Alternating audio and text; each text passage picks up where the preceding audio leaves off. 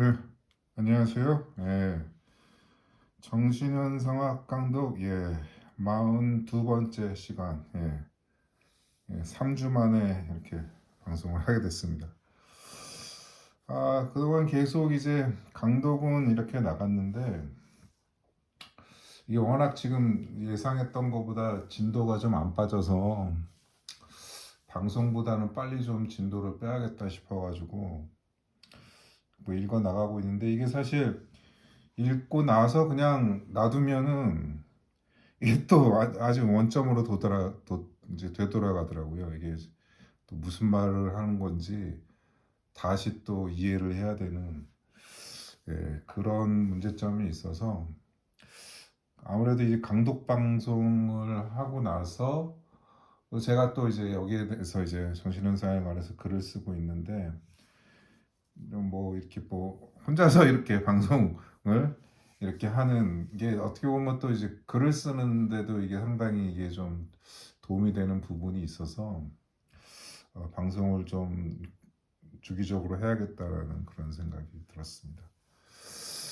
오늘 나가는 문장은 이제 이성장에서 이제 자연을 관찰하는 이성이 이제 자기 자신의 관찰로 이제 방향을 이제 바꿔가는 결국에는 이제 뭐 심리학에 대한 비판을 이제 넘어서 이제 뭐 골상학 하나의 그런 뭐 자기 어떤 뭐 내재적인 것에 어떤 실현된 것으로서의 그런 외부의 형체 형상 이런 것들에 대한 이제 논의로 넘어가기 전에 이렇게 이제 또 진행되는 건데 여기서는 결국에는 이제 자연을 관찰하는 이성도 결국에는 이제 그게 실패한다고 이제 해결은 말했지만은 그 결국에는 이제 그 자연 관찰이 문제가 아니라 관찰 자체가 이제 문제가 있다. 관찰 자체만으로는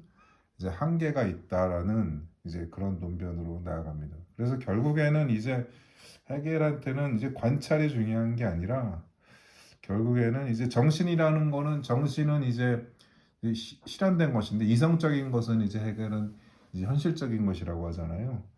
그럼 결국에는 이제 실현이라고 하는 것은 결국에는 행동하는 사유의 힘이 이제 관건이라는 그런 귀결로 이제 이어집니다. 하지만은 그런 이제 그렇다고 해결이 이런 행동주의라고는 이렇게 규정을 할 수는 없고 하나의 내재성과 외부성, 내재성 자체나 외재성, 외부성 자체를 동시 거부하는 그런 방향으로 나가는 사고의 흐름이라고 이렇게 보여집니다. 그럼 일단 강독을 나가보겠습니다. Die Naturbeobachtung findet den Begriff in der unorganischen Natur realisiert. Gesetz, deren Momente Dinge sind, verlässt sich zugleich als Abstraktionen verhaltend, aber dieser Begriff ist nicht eine in sie reflektierte Einfachheit. Das Leben der organischen Natur hingegen ist nur diese in sie reflektierte Einfachheit. Der, der,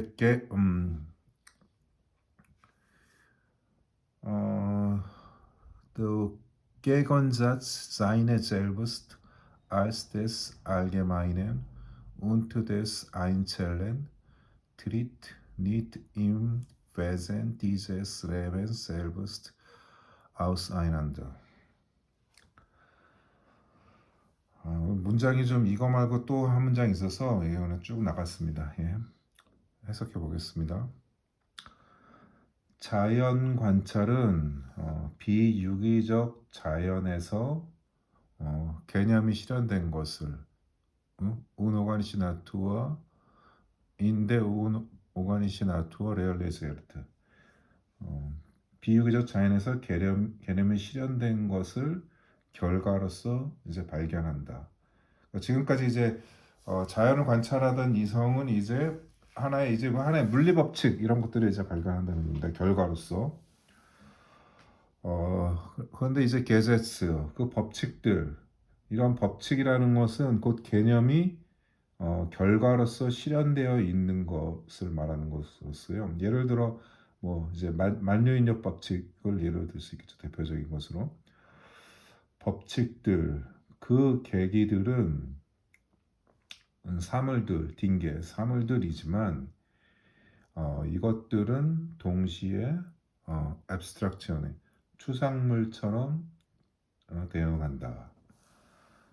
그러니까 이제 그런 법칙이 결과적으로 이제 법칙이라는 것을 발견을 하지만은 그 실현 방식이 아직은 드러나지 않고 실현된 것으로만 그래서 하나의 고정된 상태로 있는 이런 상태를 말합니다. 이것은 마치 앞에서 이제 헤겔이 이제 수를 비판하죠.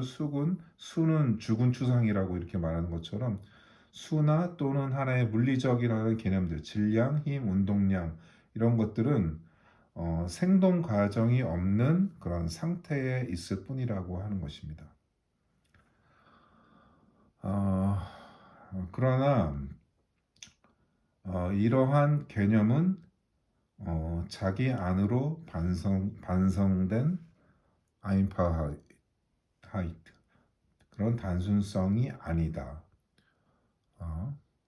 흰개겐 이와 반대로 유기적 자연의 생명은 이렇게 바로 자기 안으로 인시히 리플렉티드 자기 안으로 반성된 단순성이다. 그런데 이 자기 자신의 대립, 자인의 젤부스트 개건사체, 이 자기 자신의 대립, 이 대립이라고 하는 것은 이제 보편자와 개별자의 대립은 이 생명 자체의 본질에서 서로 갈라져 나타나지 않는다. Tritt nicht im Wesen dieses Lebens selbst auseinander. 그러니까 이제 생명의 이제 해결은 본질은 이제 대립이라고 이제 해결은 보는데요. 그 대립은 이제 보편자와 개별자, 공통적인 것과 개별자, 개성이라고 할 수 있죠. 그 단독성 그런 것들의 이제 대립인데 이 모순이 이제 생명의 본질인데 이런 이제 유기적 자연의 생명은 이렇게 자기 자신으로 안으로 이제 반성을 함으로써 이 모순을 알고는 있지만은 아직 이런 대립에 의한 분화가 전개되지 않는 상태를 이 마지막 문장은 가리키고 있습니다. 그러니까 생명의 본질로서의 대립은 이제 지니고 있다는 건 알고 있지만 이 대립이 이제 운동으로 나가지는 못하는 상태. 이런 것을 이제 말하는 문장입니다.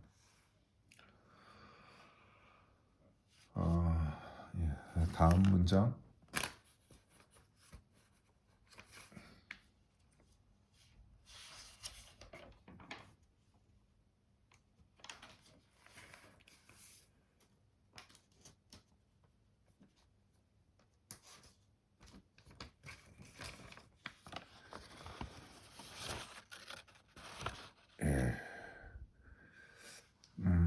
Das Wesen ist nicht die Gattung, wäre in ihrem unterschiedlichen Element sie trennte und bewegt und in ihre Entgegensetzung für sie selbst zugleich ununterschieden wäre. Die Beobachtung findet diesem freien Begriff, dessen Allgemeinheit die entwickelt Einzelheit ebenso in ihr selbst hat, nur in dem als Begriff existierenden Begriff selbst oder in dem Selbstbewusstsein. 이 문장은 제가 제가 해석하지는 않고요. 요거는 제가 이제 앞문장을 설명하면서 요거는 이제 보충적으로 이 문장을 언급하는 것으로 이렇게 하겠습니다. 그래서 이 문장들에 대해서 제가 이렇게 해석을 한 걸 한번 이렇게 쭉 설명을 해보겠습니다. 그러니까 자연 관찰을 통해 발견된 법칙은 그 자체로 이제 생명이 없는 이제 추상물에 불과하다는 것입니다. 즉, 그 자체로 보편적인 의미를 지닐 수 있지만 그 추상이 개별자로 분기될 수 있는 모순을 아직 그 유기적 생명은 인식하지 못한다는 것입니다. 반면 이제 생명이란 보편자와 개별자의 모순에 의해 끊임없이 전도 재배치, 재구성되는 현상이지만 이러한 모순에 의한 대립, 분리, 전개, 자기 회귀에 이르는 운동을 아직은 자각하지 못한, 그래서 개념이 될 수가 없는 상태를 말합니다. 이러한 개념적 인식은 유비 개념으로서의 하나의 까퉁, 종에서 이루어지는 것이 아니라 종이라고 하는 것도 하나의 뭐 우리가 종류할 때 아리스토텔레스부터 시작해서 뭐 린네에 이르는 그런 종류 그런 분류가 있죠. 동물, 식물 그런 체계 분류. 그런 것들은 이제 하나의 개념, 유비 개념으로서는 그런 의미가 있지만은 하나의 그것이 개념적 인식인 것은 아니라는 겁니다. 그러니까 개념적 인식은 헤겔이 보기에 이제 자기 의식에서 이제 이루어진다라고 합니다. 개념이 생명처럼 실제로 드러날 뿐만 아니라 그 자신이 자각적으로 존재하는 곳이 헤겔이 볼 때는 그것이 자기 의식이라는 것입니다. 하지만 관찰이 자기 의식으로 돌아가서 발견하는 것은 결국에는 이제 사유의 법칙인데 기존의 어떤 사유의 법칙은 이제 뭐 사유의 형식, 이제 곧 논리학으로 나가는 거죠. 형식 논리학. 그래서 뭐 이런 사유의 법칙으로는 예를 들면 뭐 동일률, 모순율, 뭐 인과율, 뭐 그런 것들이 있는데, 하지만 이런 사유의 법칙은 아직은 이제 추상적인 운동에 불과하다고 헤겔은 봅니다. 이 법칙은 단지 생명의 반성된 단일한 요소가 분리되고 분기되며 다시 회귀하는 운동, 이것을 현실로 산출하고 관통하는 운동이 아니라는 것입니다. 그러니까 기존의 그런 사회의 법칙, 논리학을 그렇게 비판을 하는 거죠. 현실을 매개하는, 그래서 자기 안에 있는 분열을 견디고 이것의 대립, 분열, 부정을 통해 도달하는 도달하는 내용이 없는 공허한 추상이 그렇게 이제 분열을 견디고 대립, 분열, 부정을 통해 도달하는, 그렇게 이제 헤겔이 봤을 땐 그렇게 도달하는 것이 이제 새로운 논리학인데, 이제 그렇게 도달하지 못하고 그러한 내용이 없는, 그렇게 자기 분열을 견디고 대립, 분열, 부정을 통해 도달하는 내용이 없는 공허한 추상이 바로 동일률적인 칸트의 형식 논리학이라고 하는 것입니다.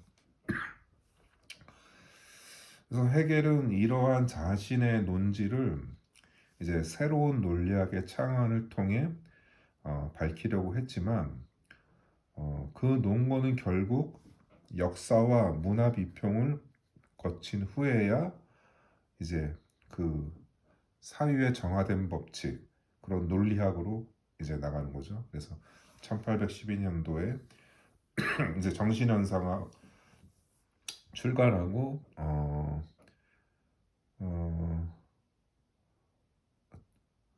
1807년 5년 후에 이제 논리학을 이제 헤겔이 이제 냈죠. 자신의 논리학을.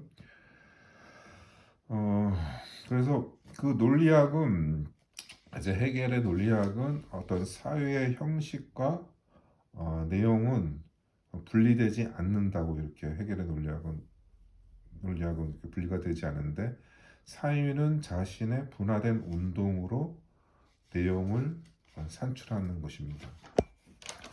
즉 사유의 형식은 보편성이 자기 자신의 내적 차이를 전개하는 운동인 것입니다.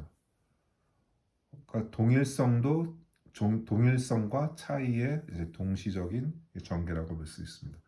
그러니까 헤겔에게서의 사유는 내용이라고 하는 것은 이제 뭐 본래적인 것, 원래 있던 것인 반면에 형식이라고 하는 것은 이 본래적인 것이 하나의 변화의 과정을 이제 겪는 것이고 그런 이제 논리학이라고 하는 것은 이제 그런 변화의 형식을 이렇게 다루는 그런 학이라고 이렇게 할 수 있습니다.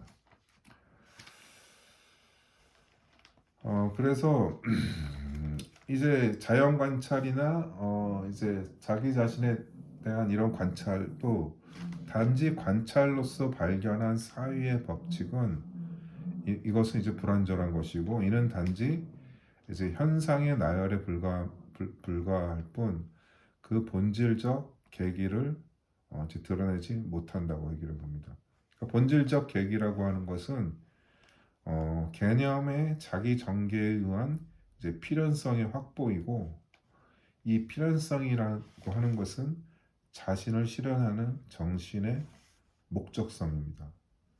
그래서 헤겔도 이제 아리스토텔레스와 마찬가지로 목적론적 세계관을 이렇게 지향한다고 또 볼 수도 있지만은 그러나 그 목적이라고 하는 것도 하나의 고정된 것이 아니라 이것도 상당히 가설적인 성격이 있는 것이 아닌가라고 저는 그렇게 좀 보고 있습니다. 네, 오늘 준비한 거 여기까지고요. 뒷문장도 이게 사실 제가 번역을 해드려야 되는데 이거는 제가 참고 설명문에 이 뒷문장에 대한 번역문은 따로 요거는 또 실어놓도록 하겠습니다. 네, 이제 뭐 좀 있으면 이제 조금씩 이제 날이 풀리는데 이게 확 바뀌진 않네요 계절이. 예. 아무튼 뭐 좀 자주 강독 방송을 하면서 또 소식 전해드리도록 하겠습니다. 네, 오늘 여기까지 하겠습니다. 감사합니다.